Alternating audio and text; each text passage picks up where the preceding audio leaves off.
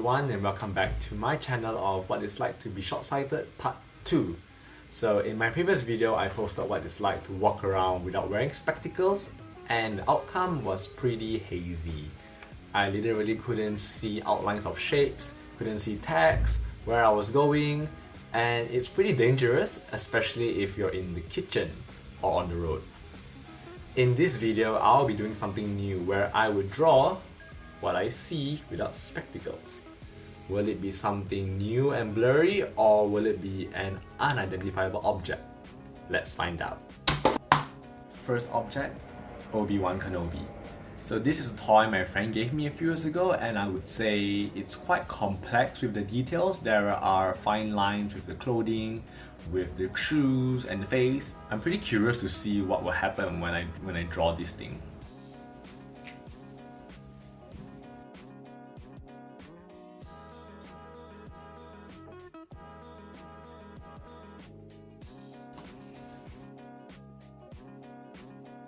And what do we have here? Okay, I totally couldn't see Obi-Wan's face at all, and I just left it all blank. But I think I got the shapes right, especially with the body parts and the arms and the legs. And I would say it's just an unrefined Obi-Wan without a face. A faceless Obi-Wan with less details. I totally lost the shoes, the boots, and the creases with the patterns. But a pretty good attempt for someone who can't see, right? Let's try something else. Right, so the first one was Obi-Wan, an object, and this time I'm going to step it up with redrawing a real painting by Claude Lorraine, the Seaport at Ursula. And I'm actually very curious because I used to draw a lot, like doing portraits and landscapes. And as a designer, you're used to sketching and drawing. So I want to know how bad my eyesight is gonna fail me this time on drawing this thing.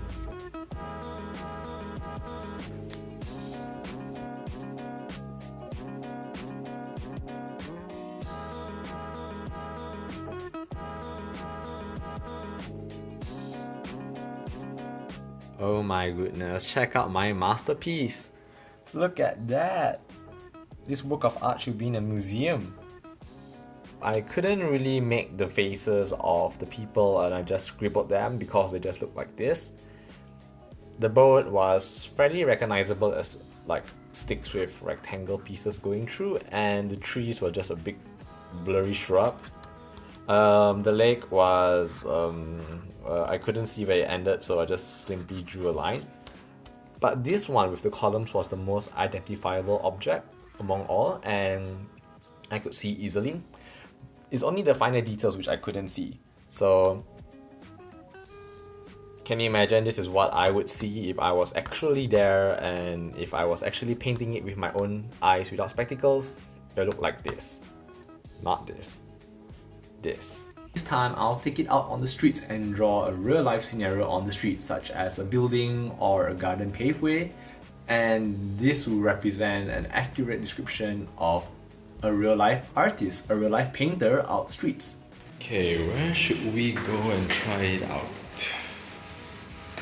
Okay, I am outside now at Swinburne University, the nearest building near me, and I'll be attempting to draw this scenery. Let's see if it looks like what I see.